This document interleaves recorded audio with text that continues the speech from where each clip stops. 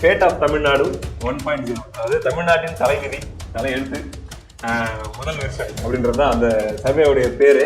ஆனால் 60 விழுக்காடு இந்துக்களையும் 19 விழுக்காடு கிட்டத்தட்ட 20 விழுக்காடு கிறிஸ்தவர்களையும் 15 விழுக்காடு இஸ்லாமியர்களையும் நம்ம நடுத்தர வர்க்கத்தை சார்ந்தவர்கள் அப்படின்ற மாதிரி இல்லாமல் டாக்டர்லேருந்து கவர்மெண்ட் எம்ப்ளாயிலிருந்து வழக்கறிஞர்கள் போலீஸ் மீடியா எல்லாருக்குமே ஐடியில் இருக்கிறவங்க பிசினஸ் செல்ஃப் எம்ப்ளாய்டு உங்கள் ஊர் எம்எல்ஏ உடைய செயல்பாடுகள் அவங்க உங்களுக்கு பண்ணியிருக்கிற விஷயங்களை பற்றி உங்களுடைய கருத்து என்ன திருப்தி என்ன அப்படின்னு கேட்கும்போது கிட்டத்தட்ட பாருங்க இதில் 98% பேர் மார்க் வந்துட்டு போயிருக்காங்க.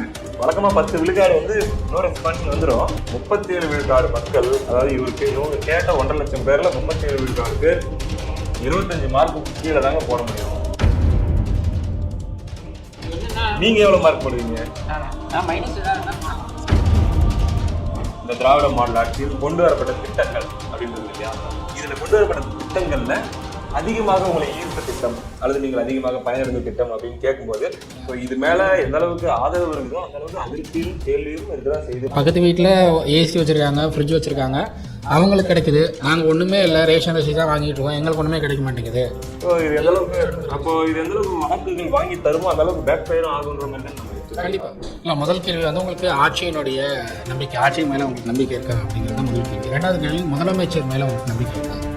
இந்த முதலமைச்சர் நிறைய திட்டங்கள் நான் செஞ்சுருக்கேங்கிறது, குறிப்பாக 99% அறிவிப்புகளை நாங்கள் வந்து செயல்படுத்திருக்கோம். தேர்தல் இருக்கும்போது 99% அறிவிப்புகளை நாங்கள் செயல்படுத்திட்டோம் அப்படிங்கிறாரு. ஸோ அப்போ முதலமைச்சர் மேலே உங்களுக்கு நம்பிக்கை இருக்கா அப்படிங்கிறத வெளிப்படுத்துறதுக்கான கேள்வி. நம்ம என்ன புரிஞ்சுக்கிறோம், கருத்து சொல்ல விரும்பலை. நாங்கள் கருத்து சொல்ல விரும்பல, பயமா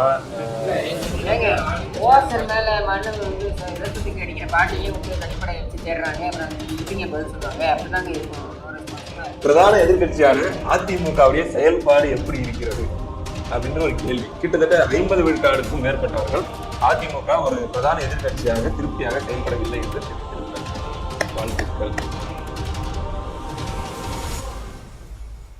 இடம்பலம் நேயர்கள் மற்றும் நண்பர்களுக்கு வணக்கம். ரொம்ப நாளா சொல்லிட்டே இருந்தோம், சர்வே ஒன்று எடுக்கப்பட்டிருக்குது 2025. அந்த சர்வேயோட பேரை படிச்சு ரொம்ப படிக்கிறதுக்கே பயங்கரமா இருக்குது.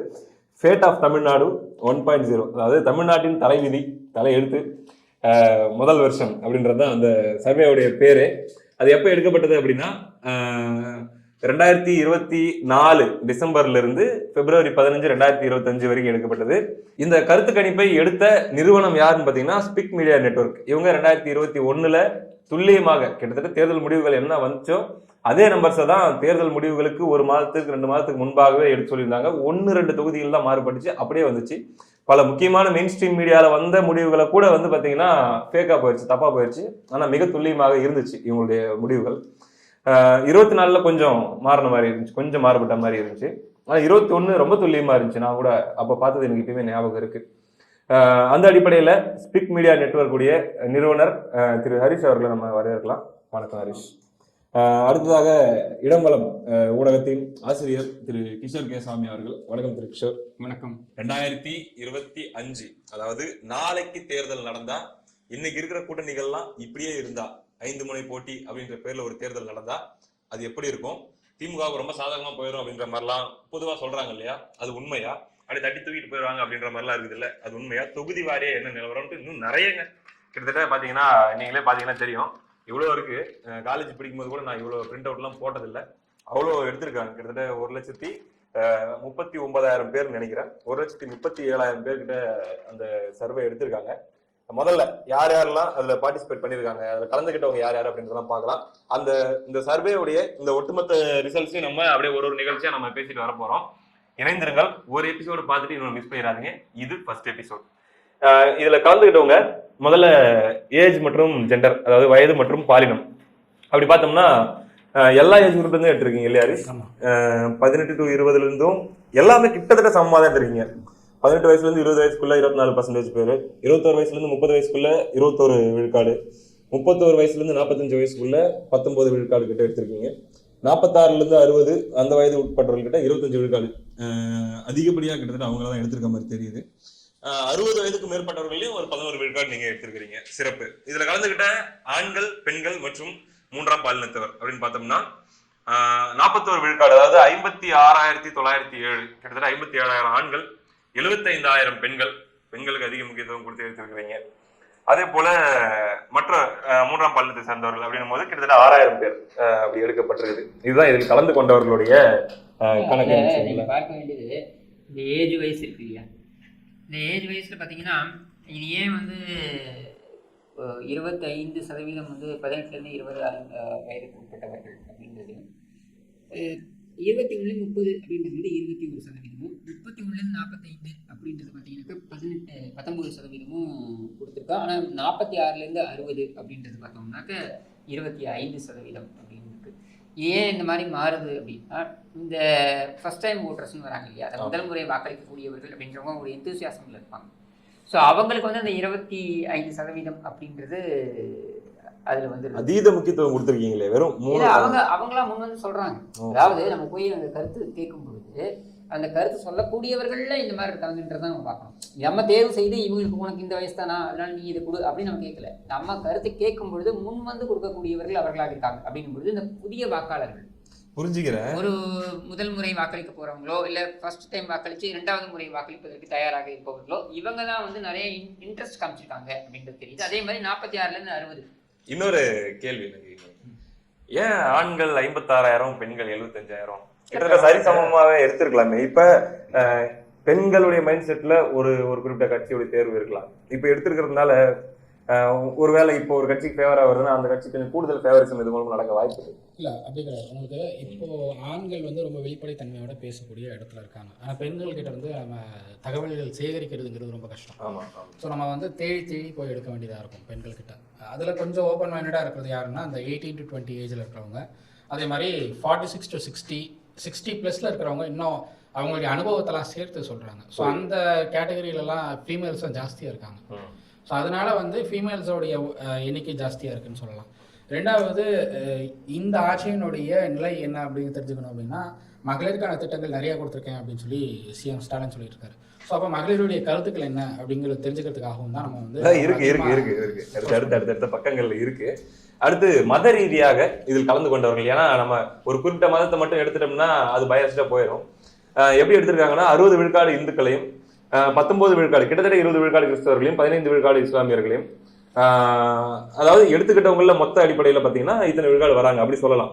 சிக்ஸ் மற்றும் ஜெயின்ஸ் எல்லாம் கூட இதுல இருக்காங்க, ஒரு விழுக்காடு இருக்காங்க. அப்புறம் பிற மதத்தை சார்ந்தவர்கள், அது கடவுள் நம்பிக்கை இல்லாதவர்கள் அப்படிங்கும் போது 2 விழுக்காடு. ஸோ கலந்து கொண்டவர்கள்ல 60 விழுக்காடு இந்துக்கள், 40 விழுக்காடு இந்துக்கள் அப்படி சொல்லலாம்.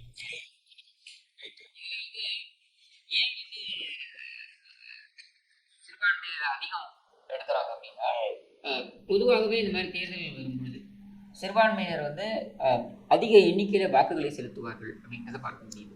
ஏன் அதிக எண்ணிக்கையில வாக்குகளை அவர்கள் செலுத்துறாங்க அப்படின்னா, அவங்கள பொறுத்த வரைக்கும் அவங்களுக்கு தற்காத்துக் கொள்வதற்கு அவர்களுக்கு பாதுகாப்பு வழங்கக்கூடிய ஒரு ஆட்சி அமைய வேண்டும் என்கிற அந்த முனைப்பு அவங்களுக்கு இருக்கும். புரியுது. அப்படின்றதுனால அவங்க வந்து அதிக, அதாவது பர்சன்டேஜ் நீங்க எடுத்தீங்கன்னாக்க ஒழுங்கா ஓட்டு எண்ணிக்கை எலெக்ஷன் எண்ணிக்கை அன்னைக்கு வந்து எல்லாரும் ஓட்டு போடுறது யாருன்னா குறிப்பா இவங்க தான் கிறிஸ்தவ. அதாவது அவங்களுடைய பர்சன்டேஜ், டோட்டல் பர்சன்டேஜ்ல அவங்களுக்கு டிசைடிங் ஃபேக்டரா பெரும்பாலான தொகுதிகளில் மைனாரிட்டி கம்யூனிட்டி சேர்ந்தவங்க தான் இருக்காங்க. அது ஏன் இருக்காங்க அப்படின்னா, அவங்க பெரும்பான்மையானவர்கள் போய் வாக்கு. அதனால நான் கேட்கணும்னு நினைச்சேன், ஏன் நீங்க வந்து இருக்கிற மக்கள் தொகை ரேஷியோ அடிப்படையிலே வந்து இந்த நீங்க சர்வேவை எடுத்துருக்கலாமே அப்படின்ட்டு. இதுதான் காரணம் நீங்க சொல்ல வரீங்க. கூடுதலா அவங்க வாக்களிக்க வராங்க. எப்பவுமே அவங்களோட தன்மை வந்து அவங்களுடைய பர்சன்டேஜ், இப்படி எடுத்தா அந்த அக்யூரசி வரும் நீங்க சொல்றீங்க. அதனால அது அப்படிதான் எடுக்கணும். சரி, ஓகே. அடுத்து ப்ரொஃபஷனல் வைஸ் அப்படின்னு பார்க்கும்போது எல்லா துறையை சார்ந்தவர்கிட்டையும் நீங்க எடுத்துருக்கீங்க. ரொம்ப மாணவர்கள் அப்படின்ற மாதிரியோ அல்லது வந்து நம்ம நடுத்தர வர்க்கத்தை சார்ந்தவர்கள் அப்படின்ற மாதிரியும் இல்லாம டாக்டர்ல இருந்து கவர்மெண்ட் எம்ப்ளாயில இருந்து வழக்கறிஞர்கள், போலீஸ், மீடியா எல்லாருக்குமே எடுத்துருக்கீங்க. ஐடியில் இருக்கிறவங்க, பிசினஸ், செல்ஃப் எம்ப்ளாய்டு எல்லாருமே மாணவர்கள் அப்படின்னு சொல்லி வந்துட்டு இருக்குது. ரைட்டு. இது வரைக்கும் எப்படிலாம் எடுத்திருக்கீங்க, எத்தனை பேர் எடுத்திருக்கீங்க, என்னென்ன கேட்டகரியில் எடுத்திருக்கீங்க அப்படின்றத நம்ம சொல்லிட்டோம். ரொம்ப நேரம் இதையே சொல்லிட்டு இருக்க வேண்டாம். அடுத்து ரொம்ப முக்கியமான ஒரு முக்கியமானது விட்டீங்க. என்ன சொல்லுங்களேன். தமிழ்நாட்டுல ரொம்ப முக்கியமானதாச்சு. எது அது? சாதி அடிப்படையிலேயே எடுத்துரும். அது முதல் பக்கத்திலே இருக்குதுங்க. நான் ஏன் அதை ரிவீல் பண்ணல? ஏன் இல்லாம தேர்தலே கிடையாது. சரிங்க, தமிழ்நாட்டுல அது இல்லாம தேர்தலே கிடையாது. அதை நான் ஏன் குறிப்பிடல அப்படின்னா, அது பக்கத்திலே யார் யாருக்கு எவ்வளவு அப்படின்ற அந்த நம்பர்ஸ் இருந்ததுனால சரி சேர்ந்து சொல்லிக்கலாம் அப்படிங்கிற மாதிரி அது தனியா ஸ்பெஷலா வச்சிருந்தேன். ஆமா ஆமா, அனைத்து சமூகமே சாதி ரீதியாக ஒரு சாதியும் இந்த மாதிரியான எண்ண ஓட்டத்துல இருக்காங்க அப்படின்றத நம்ம எடுக்குது. அது மட்டும் இல்லாம பிற மொழியாளர்கள் அல்லது வந்து இன்னும் சொல்ல போனா பிற எப்படி சொல்றது, பொதுவா நம்ம சொல்ற சமூகங்களுக்கு இல்லாம கொஞ்சம் பெயர் தெரியாத, பெயர் சொல்லப்படாத சமூகங்கள் கூட நிறைய நீங்க எடுத்துக்கிறீங்க அப்படின்ற மாதிரி சொல்லலாம். ரைட்டு. இதுல கேள்விகளுக்குள்ள போயிடலாங்க. ஏன்னா கிட்டத்தட்ட இப்பயே நம்ம 5-6 நிமிஷத்தை கடந்துட்டோம். முதல் கேள்வியாக மக்கள் மனதில் மக்களிடம் நீங்கள் வைத்த கேள்வி என்றால், நீங்கள் இப்பொழுது இருக்கிற திமுக அரசாங்கத்தால் திருப்தி அடைஞ்சிருக்கிறீர்களா? ஆர் யூ சாட்டிஸ்ஃபைடு அப்படின்னு சொல்லி கேட்டுக்கிறீங்க. ரிசல்ட் என்ன வந்து சொல்லுங்களேன். ரிசல்ட் வந்து திருப்தியா இருக்கும் திருப்தியா இல்லைங்கிறத பெரும்பான்மையா சொல்லியிருக்காங்கன்னு சொல்ல முடியும். ஏன்னா ஓரளவு திருப்தியா இல்லை அப்படின்னு சொல்றாங்க. அதே மாதிரி முழுமையா எங்களுக்கு வந்து சாட்டிஸ்ஃபேக்ஷன் இல்லை அப்படின்னு சொல்லி ரெண்டையும் கம்பைன் பண்ணிங்கனாலே உங்களுக்கு வந்து 50% மேலே தான் ரிசல்ட் வந்திருக்கு. அதாவது திருப்தியா இருக்கும் அப்படின்னு சொல்றவங்களுடைய எண்ணிக்கை 12.34, கிட்டத்தட்ட 13 விழுக்காடுக்குள் இல்லை. நாங்க ஐயா ஸ்டாலின் அவர்களுடைய அப்பா ஸ்டாலின் அவர்களுடைய மாமன்னர் ஸ்டாலின் அவர்களுடைய தாய் மாணவர் வேற என்ன சொல்ல விரும்புறீங்களா? சரி, கண்ட்ரோல். அதனால அப்படி நாங்க இந்த ஆட்சியில திருப்தியா இருக்கிறோம் அப்படின்னு சொல்றவங்க 12 விழுக்காடு இருக்காங்க. ஏதோ ஓரளவுக்கு திருப்தியா இருக்கும் அப்படின்னு சொல்றவங்க 17 விழுக்காடு இருக்காங்க. ரெண்டையும் சேர்த்தா கூட 30 விழுக்காடு வரலைங்க. புரிஞ்சுக்கணும். ஏன்னா இந்த அரசாங்கம் மெஜாரிட்டியோடைய ஆட்சியில இருந்து அமைஞ்சிருக்குன்னு நம்ம சொல்றோம். ஆனா அந்த மெஜாரிட்டின்றது என்னன்னா ஜனநாயகத்துல இருந்து ஃபர்ஸ்ட் பாஸ்ட் போஸ்ட் சிஸ்டம் தான். அதாவது யார் அதிக எண்ணிக்கையில பெற்றிருக்கிறார்களோ அவர்கள் வந்து அந்த வெற்றி அப்படின்னு அறிவிச்சிருவாங்க. இப்போ நீங்கள் உதாரணத்துக்கு திமுக பெற்ற வாக்குகள் வந்து 40% அப்படின்னா திமுகவுக்கு எதிராக வந்திருக்கின்ற வாக்குகள் வந்து கிட்டத்தட்ட 60% அப்படின்னு அர்த்தம். சரியா? ஸோ அப்படி பார்க்கும்பொழுது இந்த 12.3% வந்து நாங்கள் மிக மகிழ்ச்சியாக இருக்கிறோம்னு சொல்லக்கூடியவர்களாக இருக்கட்டும், அல்லது ஓரளவுக்கு நாங்கள் திருப்திகரமாக இருக்கிறோம் அப்படின்னு சொல்லக்கூடியவர்கள் வந்து 30 கூட வரல அப்படின்றது என்னன்னா இந்த ஆட்சி வந்து ஒரு இவங்க சொல்றாங்க இல்லையா ப்ரோ இன்கம்பன்சி, அதாவது ஆட்சிக்கு ஆதரவான ஒரு அலை வீசுகிறது என்ற ஒரு கதையை வந்து ஒரு சில வாரங்களுக்கு முன்னாடி ஐ திங்க் ரகுபதியா அமைச்சர் அவர் வந்து கட்டுக்கதையை வந்து ஏதோ ஒரு தேசிய அளவிலான ஒரு ஊடகத்துல வந்து இந்த மாதிரி வந்துட்டு மூட் ஆஃப் தி நேஷன் அப்படின்னு வந்தது, இந்தியா டுடே நினைக்கிறேன், மூட் ஆஃப் தி நேஷன் வந்ததுன்றதை வைத்து இவர்கள் கட்டுக்கதை, அதாவது இங்க வந்து ஸ்டாலினிடம் இவர் சொல்லிக் கொண்டிருக்கிறார்கள் இல்லையா, தேனாரும் பாலாரும் ஓடுகிறது, மன்னர் மீது எல்லோரும் மக்கள் எல்லோரும் மகிழ்ச்சியாக இருக்கிறார்கள் அப்படின்ற அந்த ஒரு எண்ண ஓட்டத்தை பரப்பிட்டு இருக்காங்க. அது உண்மை இல்லை அப்படின்றது. இப்பொழுது இந்த இடத்தில் ஒரு சந்தேகம் வருகிறது. நீங்கள் வழக்கமாக திமுகவை விமர்சிக்கக்கூடிய, அது இந்த சேனலும் பாத்தீங்கன்னா திமுக விமர்சிக்கக்கூடிய சேனல், இந்த இடத்துல இருந்து நீங்க இப்படித்தானே பேசுறீங்க அப்படிங்கிற ஒரு கேள்வி உங்களை அப்படி சந்தேகப்படக்கூடிய நண்பர்களுக்கு திமுக அனுதாபிகள் யாராச்சும் இருந்தீங்கன்னா அடுத்தடுத்த விஷயங்கள் வரும்போது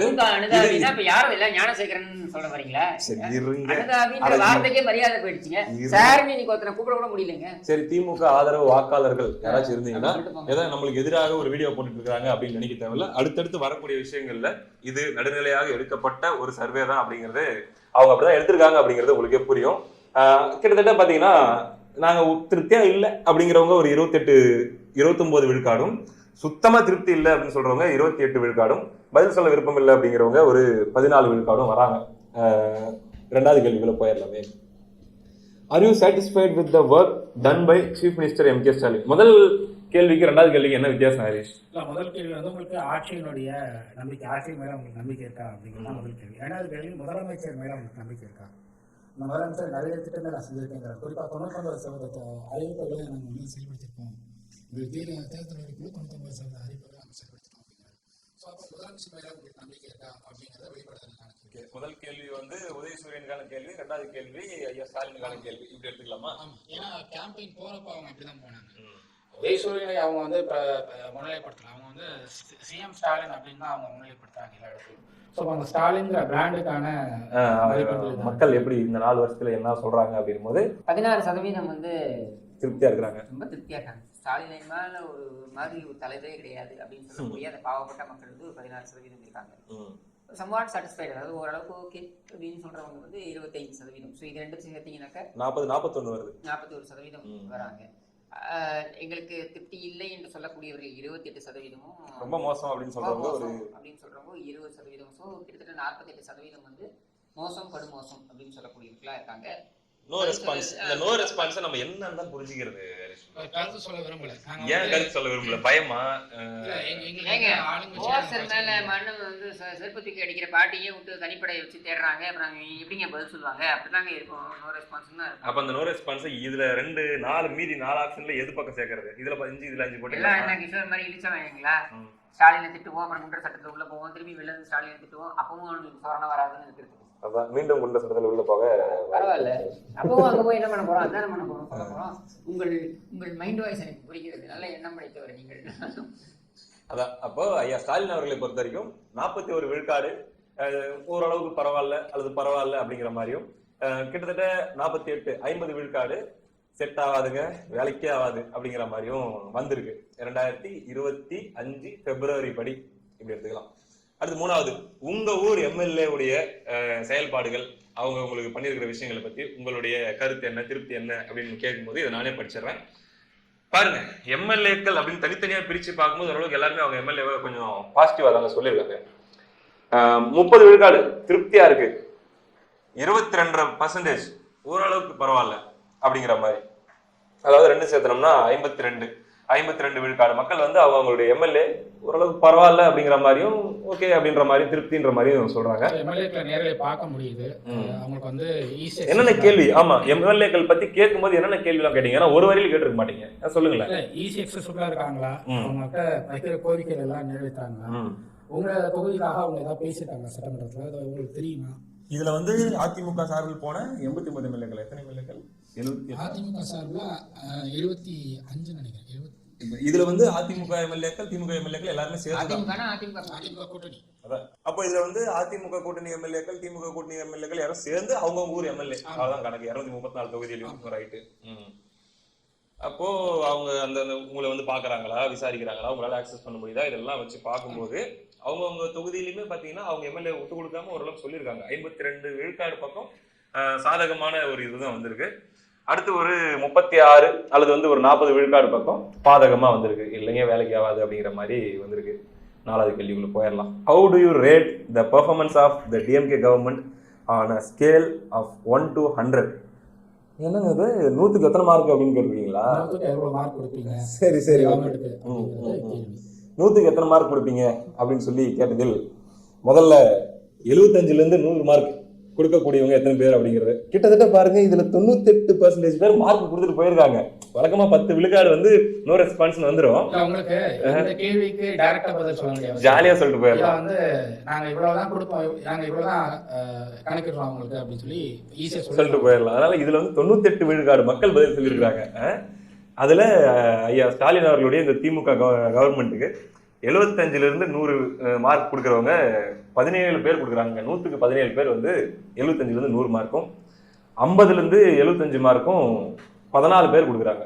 கிட்டத்தட்ட 2 சேர்த்தோம்னா எவ்வளோ ஒரு 50 மார்க் மேல கொடுக்குறவங்க 14, 27, ஒரு 31 விழுக்காடு.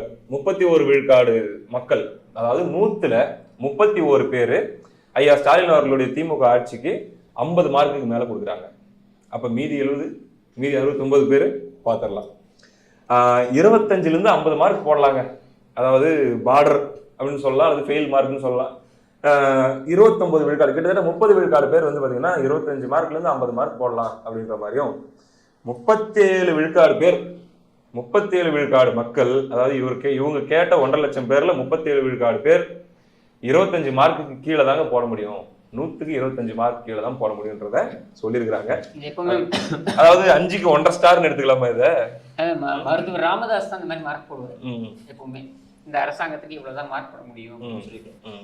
அந்த மாதிரி இந்த மக்கள் இந்த மார்க்கை போட்டிருக்காங்க. இது என்னன்னா, நீங்க எவ்வளவு மார்க் போடுவீங்க? நான் மைனஸ் ஏதாவது இருந்தா போடலாம். சரி, நெக்ஸ்ட். அதனால அது எதுவும் இல்ல இதுல அப்படின்றதால நான் போடவே மாட்டேன். நீ அதுக்கெல்லாம் வர்த்தி இல்ல அப்படின்னு எடுத்துட்டே கேட்கலாம், சொல்ல மாட்டாங்க பாருங்களா. நீங்க எவ்வளவு மார்க் போடுவீங்க? நீங்க சொல்லக்கூடாது, சொல்லக்கூடாது. தேர்தல் சமயத்துல நாங்க காமிப்போம். எங்க டீம்லயே எல்லாரும் ஒவ்வொருத்தரும் ஒரு கட்சியை சார்ந்தவர்கள் இருக்காங்க, திமுக சார்ந்தவர்கள். ஆமா, ஒரு பொதுவான ஒரு குற்றச்சாட்டு இருக்கும், இது ஏதோ ஒரு கட்சி எடுக்க சொல்லி நீங்க எடுத்துட்டு வந்து ஒரு நேரத்தை செட் பண்ணிட்டு இருக்கீங்க.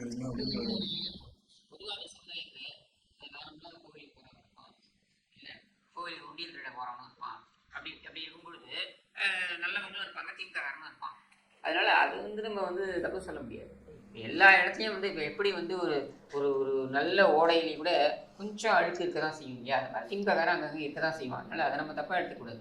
ரோட்லேயே போகிறோம், ரோடு இருக்குது, ரோடு ஓரத்தை குப்பை இருக்கிறது இல்லையா, அது மாதிரி திமுககாரன் வந்து எல்லாத்துலேயுமே இருப்பான். ஆனால் நம்ம திமுககாரனை ஒதுக்கிட்டு பார்க்க முடியாது. அதாவது அழுக்கை, மாசை, கெட்டதை, சாக்கடையை ஒதுக்கி விட்டு சமுதாயம். அடுத்த கேள்விக்கு போயிடலாம். அதாவது இந்த திமுக ஆட்சியில், இந்த திராவிட மாடல் ஆட்சியில் கொண்டு வரப்பட்ட திட்டங்கள் அப்படின்னு இருக்குது இல்லையா, இதுல கொண்டு வரப்பட்ட திட்டங்கள்ல அதிகமாக உங்களை ஈர்த்த திட்டம் அல்லது நீங்கள் அதிகமாக பயனடைந்த திட்டம் அப்படின்னு கேட்கும்போது இந்த மக்கள் சொன்ன திட்டம் அதிகமா அவங்க மைண்ட்ல வச்சு டக்குன்னு சொன்ன திட்டம் என்னென்ன அப்படின்னா சொல்லுங்களேன் ஹரிஷ் ப்ரோ. மகளிர் உரிமை தொகை தான் வந்து பெரும்பான்மையானவர்கள் சொல்றாங்க. 24 விழுக்காடு பேர், நீங்க கேட்டவங்கல்ல 24 விழுக்காடு பேர் வந்து ஆமா மகளிர் உரிமை தொகை தான் சொல்றாங்க. ஏன்னா நம்ம வந்து மாசம் 1000 ரூபாய் கொடுக்குறாங்க எங்களுக்கு, அது கொஞ்சம் பெனிஃபிட்டா இருக்கு, எங்களுக்கு வந்து குடும்ப செலவுகள் குறையுது அப்படிங்கிற ஒரு இடத்துக்கு வராங்க. ஆனா என்ன பிரச்சனை அப்படின்னா அந்த மகளிர் உரிமை திட்டம் முழுமையா போய் சேரல. ஆமா 2 கோடி குடும்ப அட்டைகளுக்குமே போயிடல. இல்ல அப்ளை பண்ணவங்களுக்கே முழுமையா போய் சேரல. ஓ அப்ளை பண்ணி அதுல வந்து குறிப்பிட்ட சிலருக்கு மட்டும்தான் வந்து அந்த மகளிர் உரிமை திட்டம் போய் சேர்ந்துருக்கு. அதுல திமுக கொஞ்சம் சாதகமானவங்களா இருந்தாங்கன்னா அவங்களுக்கு கிடைக்கும். இவங்க கவர்மெண்ட் சைட்ல சொல்றது என்னன்னா அதுக்குன்னு ஒரு இது கொடுத்துருக்காங்க, அடிப்படை தேவைகள், அடிப்படை கிரைட்டீரியா. அந்த கிரைட்டீரியாவுக்கு அதிகபட்சமா மீறின இடத்துல இருக்கிறவங்களுக்கு எல்லாம் கூட இந்த உரிமை தொகை போறதை பார்க்க முடியுது. குறிப்பா ஒரு ஃப்ரிட்ஜ், ஒரு ஃபேன், ஃப்ரிட்ஜ் வச்சிருக்கிறவங்களுக்கு, ஏசி இருக்கிற வீடுகளுக்குலாம் அங்க இருக்கிறவங்களும் இந்த உரிமை தொகை வாங்குறாங்க. அப்போ இது வந்து மொத்தமா எல்லாருக்குமே உரிமை தொகை கொடுக்குறாங்க, ஏன் வந்து கிரைட்டீரியா வச்சு கொடுக்குறீங்க? ஸோ இது மேல எந்த அளவுக்கு ஆதரவு இருக்குதோ அந்த அளவுக்கு அதிருப்தியும் கேள்வியும் இருக்குதான் செய்யுதுன்னு சொல்லுவாங்க. 4 பேர் கேட்குறீங்க இந்த உரிமை தொகையை பத்தி பெருமை பேசினா 2 பேர் பெருமை பேசினா 2 பேர் ஆதங்கமா தான் பேசுறாங்க. பேசுறவங்களும் சொல்றாங்க, ஆதங்கத்தை எழுப்புறாங்க. இது வந்து எல்லாருமே கொடுக்கலாமே, ஏன் வந்து கிரைட்டீரியா வச்சு கொடுக்குறாங்க? புரியுது. ஒரு கேள்வி எல்லாருமே. உரிமை தொகை பெறாத மகளிர் யாராச்சும் வந்தது தகுதி என்ன சொல்றது பேரு என்னமோ சொன்னாங்களே, தகுதி வாய்ந்த மகளிருக்கு அப்படின்ட்டு, தகுதி பெறாத மகளிர் யாராச்சும் நீங்க பாத்தீங்களா, கேட்டீங்களா? அவங்களும் வந்து இதே தான் சொல்றாங்க. எங்களுக்கு வந்து இப்போ பக்கத்து வீட்டுல ஏசி வச்சிருக்காங்க, ஃப்ரிட்ஜ் வச்சிருக்காங்க, அவங்களுக்கு கிடைக்குது, நாங்க ஒண்ணுமே இல்லை, ரேஷன் அரிசி தான் வாங்கிட்டு இருக்கோம், எங்களுக்கு ஒண்ணுமே கிடைக்க மாட்டேங்குது. இது எந்த அளவுக்கு அப்போ இது எந்த அளவுக்கு வாக்குகள் வாங்கி தருமோ அந்த அளவுக்கு பேக் ஃபயரும் ஆகுன்ற மாதிரி தான் நம்ம எடுத்துக்கலாம் இந்த விஷயத்த. அடுத்து free travel for women in government bus. Stalin bus விடியல் பயணத்துக்கு 6 விழுக்காடு பேர் வந்து விடியல் பயணம் என்பதை ஓசி பயணம் என்று அவர்களுடைய அமைச்சர்களாலேயே தேடி செய்யப்பட்ட, பின்னல் செய்யப்பட்ட, நக்கல் செய்யப்பட்ட பயணம். அதுல என்னென்ன டிராபேக் பயணம் என்று சொல்லலாம்.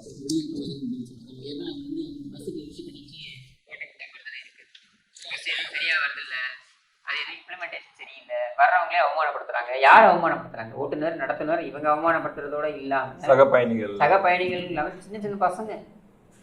இந்த சமுதாயம் இந்த அளவுக்கு சீர்கெட்டு போயிருக்குன்னா சின்ன பசங்க அந்த மகளிரை பார்த்து, அதுவும் இல்லை வயது முதிர்ந்த மகளிரை பார்த்து, நீ ஓசியில தான் வர, போய் நில்லு, பின்னால் போய் நில்லு அப்படின்னு சொல்லக்கூடிய அளவிற்கு இன்னைக்கு வந்து அந்த ஸ்கீம் வந்து அந்த அளவுக்கு மோசமா வந்து பார்க்கப்படுகிறது ஒரு பக்கம். இன்னொரு பக்கம் அது கையாளப்படுவதும் அந்த மாதிரி தான் இருக்கு. இருக்காங்க. எந்த திட்டமா இருந்தாலும் அதுக்கு பயனாளிகள் இருப்பாங்க. எந்த அளவுக்கு இருக்குன்றத பாருங்க. பயனாளிகள் வந்து உங்களுக்கு வர்க்கிங் விமென்ஸ் அவங்க வந்து பயனாளிகளா இருக்காங்க. புரியுது. அதை தாண்டி வந்து சாதாரணமா கூலி வேலைக்கு போறவங்க அவங்க பயனாளிகளா இருக்காங்க. மற்றபடி பெண்கள்கிட்ட அது பெரிய அளவில் பெருசா இருக்கல அப்படின்னு நான் கேட்குறேன். ஏன்னா அப்படிதான் கேட்குற கேள்விகளுக்கு அப்படிதான் பதில் கொடுத்துருக்காங்க. நான் கேட்குற கேள்விகளுக்கு அடுத்தடுத்து அப்படியே லைனா படிச்சுட்டு போயிருந்தாரு. அதுக்கப்புறம் கொஞ்சம் நினைவில் வச்சுக்கிற மாதிரி அல்லது சொல்லலாம்பா இது அப்படிங்கிற மாதிரி என்ன திட்டங்கள் சொல்றாங்கன்னா, காலை உணவு திட்டம், தாய் மாணவர் திட்டம், நீங்கள் நலமா அந்த திட்டம், அப்புறம் மக்களுடன் முதல்வர், அப்புறம் இன்னுயிர் காப்போம், ஸ்டார்ட் அப் தமிழா, இதெல்லாமே ரொம்ப 1% 2% சொல்லி அங்கேயும் இங்கேயும். ஸ்டார்ட் அப் தமிழா வந்து உங்களுக்கு ஸ்டார்ட் அப் கம்பெனிஸ்க்குலாம் வந்து நாங்கள் சப்போர்ட் பண்றோம் அப்படிங்கிற ஒரு திட்டமா கொண்டு வந்தாங்க. பட் அது ஃபெயிலியர் அப்படின்னு தான் நான் பார்க்குறேன். ஏன்னா எம்எஸ்எம்இல குறிப்பாக கோயம்புத்தூர், திருப்பூர் ஏரியாலாம் வந்து பெரிய அளவில் இது சப்போர்ட் பண்ணல.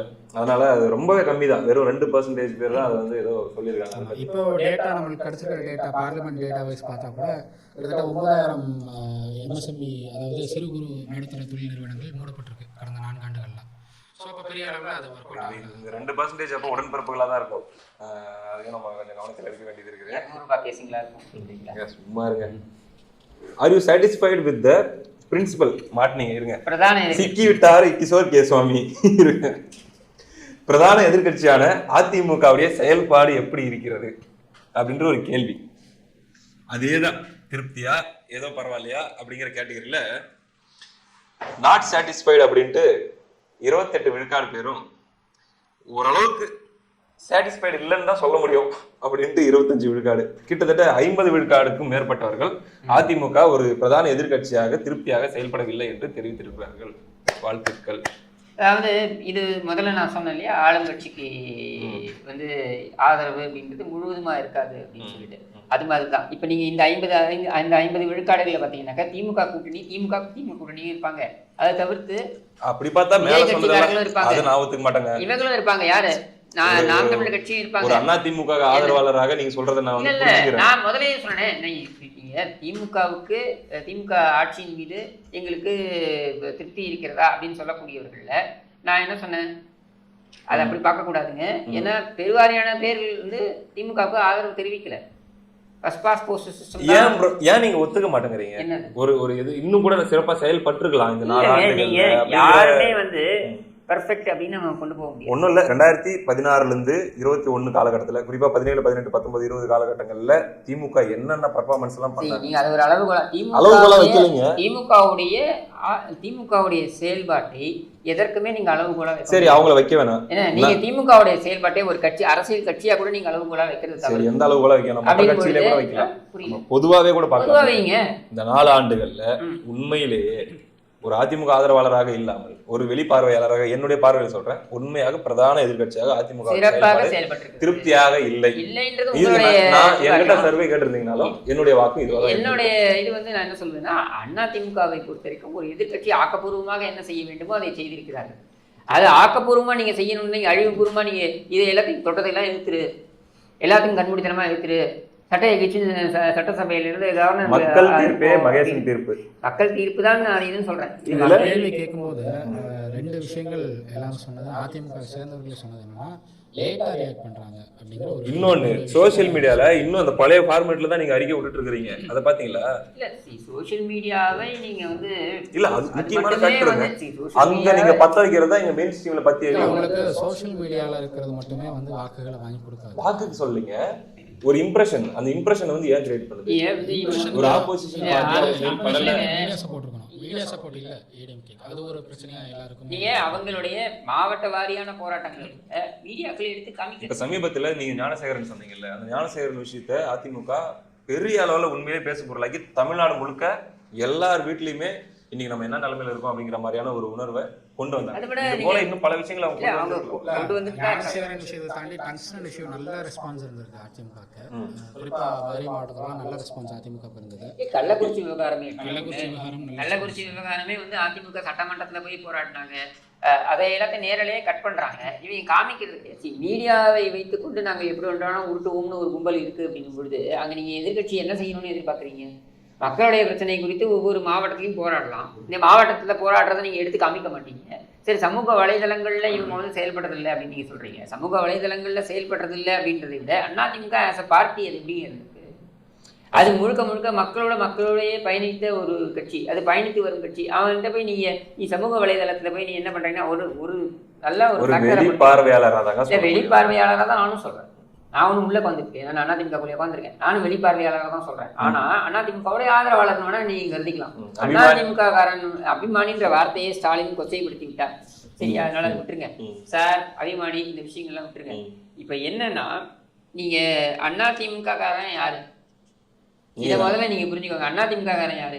அவன் வந்து ஒரு காமனர், அதாவது ஒரு இஸ்திரி வேலை செஞ்சுக்கிட்டு இருப்பான், கொளுத்து வேலை செஞ்சுக்கிட்டு இருப்பான், விவசாயம் பண்ணிக்கிட்டு இருப்பான். இந்த மாதிரியான ஆட்கள் தான் அதிமுக ஆட்கள். இவங்களை பார்த்தீங்கன்னா இவங்க ஆக்டிவாக எல்லா இடத்துலையும் வந்து அதிமுக சொல்லிட்டு இருக்க மாட்டாங்க.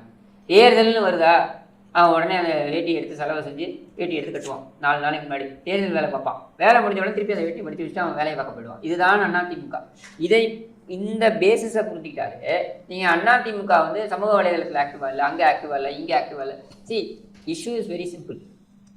நீங்கள் பிரதான எதிர்கட்சியாக இங்கே பார்க்கக்கூடியது எதை? அதிமுகவை. அப்போ அதிமுக எப்படிப்பட்ட கட்சி? எடப்பாடி பழனிசாமி சொல்றாரு இல்லையா, இது ஒரு மாதிரியான கட்சி அப்படின்னு. ஏன் ஒரு மாதிரியான கட்சி? இது ஒரு டைப்பான கட்சி நான் ஒத்துக்கிறேன். ஏன்னா நல்லா சொல்லி முடிச்சிடறேன் நான்.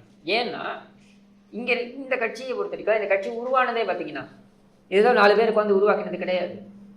எம்ஜிஆர் உருவாக்கினார் அந்த கட்சியை, அதுவும் கிடையாது. நிறைய பேர் தப்பா புரிஞ்சுக்கிட்டு இருக்காங்க.